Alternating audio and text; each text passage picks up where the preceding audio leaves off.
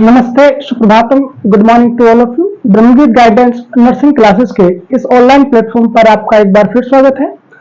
आज हम बात करते हैं बहुत महत्वपूर्ण टॉपिक टाइप ऑफ बेड की।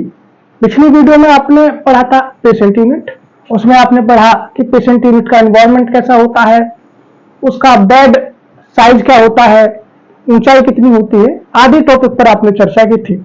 और आज हम बात करते हैं टाइप ऑफ बेड की। ठीक है, टाइप ऑफ बेड की अगर हम बात करें तो उससे पहले पेशेंट बेड की बात कर लेते हैं। वो बेड जिस बेड पर पेशेंट का उपचार किया जाता है या जिस बेड का इस्तेमाल पेशेंट को कंफर्ट मेजर के लिए किया जाता है वो पेशेंट बेड कहलाता है। ये विभिन्न टाइप के होते हैं, इसके बहुत सारे प्रकार होते हैं, जिसमें पहला आता है क्लोज बेड।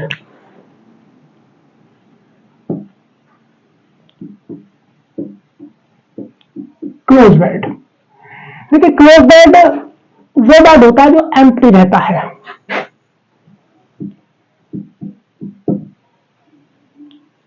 एम्प्टी बेड को क्लोज बेड कहते हैं, या वो बेड जो पेशेंट के आने तक खाली रहता है क्लोज बेड कहलाता है। बात करते हैं नंबर सेकंड ओपन बेड की। देखिए ओपन बेड वो बेड होता है जिस पर पेशेंट अभी आया है, अर्थात जिस पर पेशेंट एडमिट है, जो अभी अभी पेशेंट के द्वारा ऑक्यूपाई किया जाने वाला है, वो ओपन बेड कहलाता है। एक होता occupied bed. Number third occupied bed.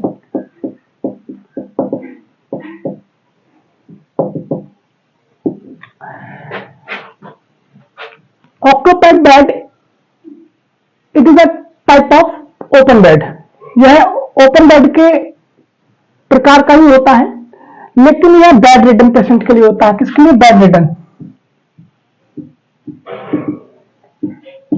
यह बेड रिडन पेशेंट के लिए होता है, अर्थात जो बेड से उठ नहीं सकता, जो पेशेंट बेड से उठ नहीं सकता, उसके लिए जो बेड तैयार किया जाता है उसको ऑक्यूपाइड बेड कहते हैं। बात करते हैं एडमिशन बेड की।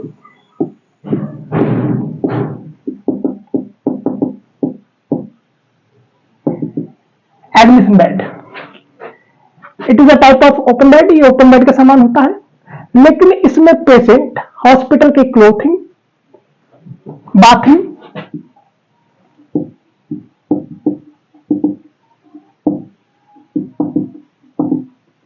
के बाद आता है। यानी जब पेशेंट हॉस्पिटलाइज कर दिया जाता है, उसके बाद पेशेंट को पेशेंट की यूनिफॉर्म और उसको नया दिया जाता है, तो वो जिस बेड का इस्तेमाल करता है उसको एडमिशन बेड कहते हैं।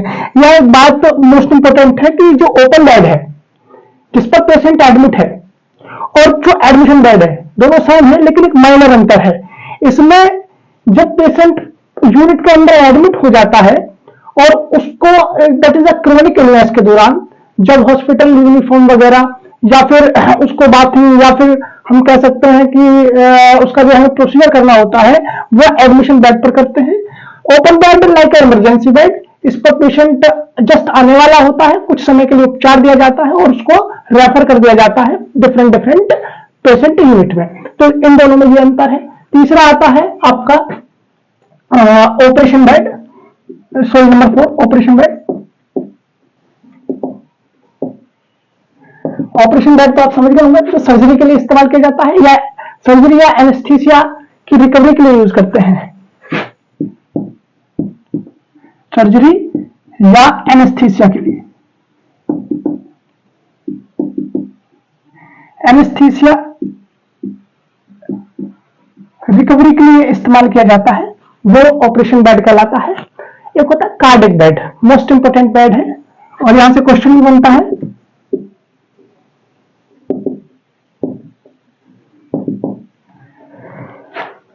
कार्डिक पेशेंट को डिज्निया की कंफर्ट मेजर कराने के लिए, डिज्निया को रिलीव करने के लिए जिस बेड का इस्तेमाल किया जाता है उसको हम कार्डिक बेड कहते हैं। यानी कार्डिक पेशेंट के डिज्निया को इंप्रूव करने के लिए जिस बेड का इस्तेमाल किया जाता है उसको हम कार्डिक बेड कहते हैं।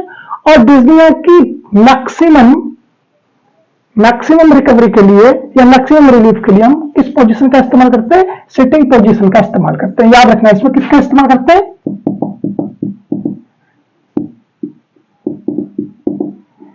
सिटिंग पोजीशन का इस्तेमाल करते हैं। और इसका जो बेसिक फाउंडेशन होता है वो किसकी तरह होता है? लाइक ओपन बेड की तरह ही होता है।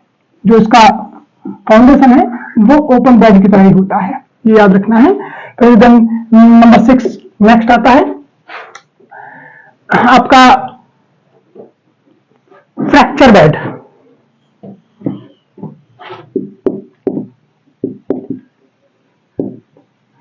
ये भी मोस्ट इंपॉर्टेंट है। देखिए fracture bed mostly fracture part को सपोर्ट देने के लिए इस बेड का इस्तेमाल किया जाता है। और इसमें किसका? सॉलिड मैट्रेस का इस्तेमाल करते हैं। किसका इस्तेमाल करते हैं इसके अंदर? Solid mattress. याद रखना, सॉलिड मैट्रेस का इस्तेमाल करते हैं। वेट को सपोर्ट करने के लिए, आपका सपोर्ट देने के लिए हम मोस्टली ट्रैक्शन बोलते हैं, उसको क्या बोलते हैं? ट्रैक्शन। ट्रैक्शन के लिए हम पुली का यूज करते हैं। किसका यूज करते हैं? पुली का यूज करते हैं। यानी फ्रैक्चर बेड वो बेड होता है जब हम बोन ब्रेक हो जाती है, फ्रैक्चर हो जाता है, तो उसको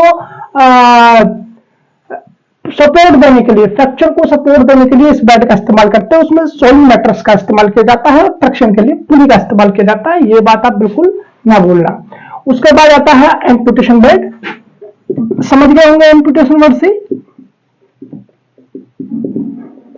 जब किसी दुर्घटना के दौरान किसी व्यक्ति के किसी अंग को शरीर से अलग कर दिया जाता है, लाइक दैट एक्सट्रीमिटी वगैरह, है ना, तो उस अवस्था को एम्पुटेशन कहते हैं, उस प्रोसीजर को एम्पुटेशन कहते हैं। और एम्पुटेशन के दौरान पेशेंट को रिलीव करने के लिए, पेशेंट को आराम देने के लिए जिस बेड का इस्तेमाल किया जाता है उसको एम्पुटेशन बेड कहते हैं। क्या कहते हैं? एम्पुटेशन बेड कहते हैं। कब इस्तेमाल करते हैं? During amputation. ये भी आपको क्लियर हो गया होगा। Number 8 most important, blanket bed. ये भी बहुत मोस्ट इंपोर्टेंट है। देखिए किडनी पेशेंट को, जो किडनी के पेशेंट होते हैं, स्किन के द्वारा वेस्ट प्रोडक्ट को एलिमिनेट करने के लिए, जो पेशेंट मतलब किडनी पेशेंट है और किडनी उनका प्रॉपर फंक्शन नहीं कर रही है, उस पेशेंट को वेस्ट प्रोडक्ट को एलिमिनेट करने के लिए, स्किन के द्वारा एलिमिनेट करने के लिए ब्लैंकेट बेड का इस्तेमाल करते हैं, है ना। यानी किसके द्वारा? स्किन के द्वारा वेस्ट प्रोडक्ट को एलिमिनेट करने के लिए, इस बेड का इस्तेमाल किया जाता है। और एक और चीज है, पेशेंट को वार्म करने के लिए। मान लीजिए किसी पेशेंट को ज्यादा सर्दी लग रही है, वो हाइपोथर्मिया में आ गया है, तो उसको क्या करने के लिए, टेम्परेचर को मेंटेन करने के लिए भी इस बेड का इस्तेमाल किया जाता है। और एक और बेड है लाइक दैट हाइड्रोस्टेटिक बेड। क्या है? Number 9 hydrostatic bed.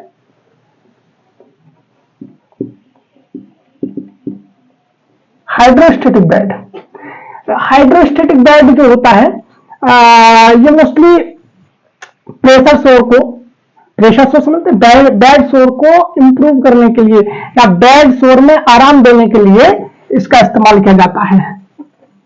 इसमें वाटर कुशन लगे होते हैं, बड़े बड़े जो वाटर कुशन होते हैं ना, वो इसके अंदर लगे रहते हैं, तो इसको कहते हैं हाइड्रोस्टेटिक बेड।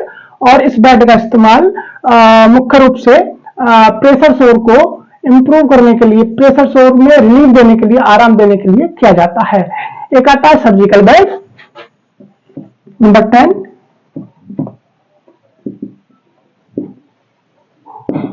देखिए वो बेड जो सर्जरी के दौरान इस्तेमाल किया जाता है, और इस बेड को विभिन्न टाइप से फोल्ड किया जा सकता है, यानी इसको विभिन्न टाइप की पोजीशन देने के लिए हम इस्तेमाल कर सकते हैं। उसको हम क्या कहते हैं? सर्जरी बेड कहते हैं। तो ये थे बेड। एक बार मैं दोहरा देता हूं। बेड मोस्टली विभिन्न टाइप के होते हैं, जिसमें क्लोज बेड होता है। एम्प्टी बेड को हम क्लोज बेड कहते हैं मुख्य रूप से।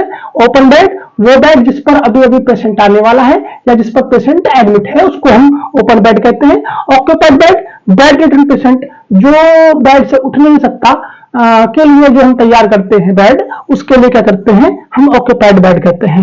एडमिशन बेड वह बेड होता है जब पेशेंट को क्रोनिक डिसीज के लिए हॉस्पिटलाइज किया जाता है और बाथिंग और क्लोथिंग के लिए बाथिंग और क्लोथिंग के समय जब पेशेंट को एडमिट किया जाता है हॉस्पिटल के ड्रेस वगैरह पहना करके, तो वो एडमिशन बेड कहलाता है। ऑपरेशन बेड यानी सर्जरी या एनेस्थीसिया की रिकवरी के लिए जिस बेड का हम इस्तेमाल करते हैं वो आपका ऑपरेशन बेड कहलाता है। कार्डिक बेड यानी कार्डिक पेशेंट को डिस्निया में आराम देने के लिए जिस बेड का इस्तेमाल करते हैं उसको हम कार्डिक बेड कहते हैं। इसमें मोस्ट इंपोर्टेंट चीज है, डिस्निया के पेशेंट को कंफर्टेबल पोजीशन कौन सी है, सिटिंग पोजीशन देते हैं। उसके बाद फ्रैक्चर बेड यानी फ्रैक्चर बेड में सॉलिड मैट्रेस और पुली ट्रैक्शन के लिए पुली वगैरह का इस्तेमाल करते हैं, और ये फ्रैक्चर को आराम देने के लिए इस्तेमाल में लाया जाता है। एम्पुटेशन बेड ये एम्पुटेशन के दौरान इस्तेमाल में लाया जाता है। ब्लैंकेट बेड ये जो किडनी डिसीज के पेशेंट होते हैं, स्किन के द्वारा जो वेस्ट प्रोडक्ट है को एलिमिनेट करने के लिए मुख्य रूप से क्या करते हैं, हम ब्लैंकेट बेड का इस्तेमाल करते हैं। हाइड्रोस्टेटिक बेड ये प्रेशर फ्लो को इंप्रूव करने के लिए इस्तेमाल करते हैं और इसमें वाटर कुशन लगे होते हैं। नेक्स्ट आता है सर्जिकल बेड। सर्जिकल बेड मुख्य रूप से सर्जरी के लिए इस्तेमाल किया जाता है और ये विभिन्न प्रकार से फोल्ड किया जा सकता है विभिन्न पोजिशन के लिए। तो ये थे आपके टाइप ऑफ बेड। आज हम बात करते हैं आज के क्वेश्चन की। तो आज का जो क्वेश्चन है वो ये है कि डिस्निया के पेशेंट को रिलीफ देने के लिए किस पोजीशन का इस्तेमाल किया जाता है।